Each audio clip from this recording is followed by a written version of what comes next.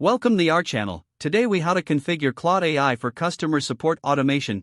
To begin configuring Claude AI for customer support automation, start by accessing the Claude AI platform. Log in to your account using your credentials.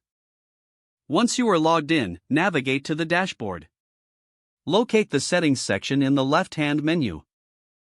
Click on integrations to explore available options.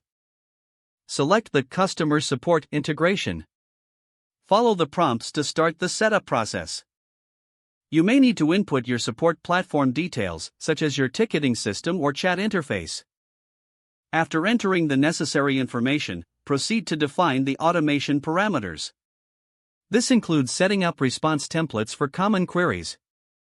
Take time to personalize these templates to reflect your company's tone and messaging. Next, configure the triggers that will initiate responses from Claude AI. Common triggers include keywords or phrases frequently used by customers. Once your triggers are set, it's important to test the automation.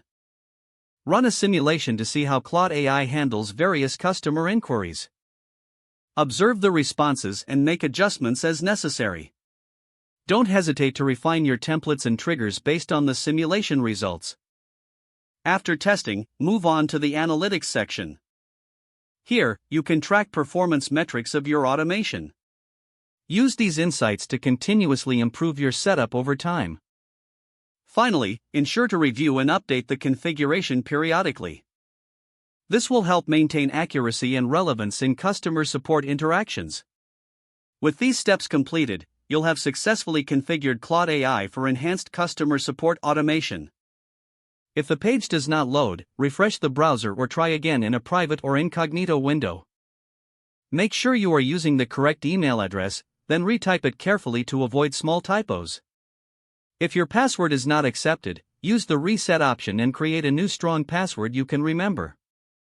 Check your spam folder for verification or security emails, then complete any requested confirmation steps.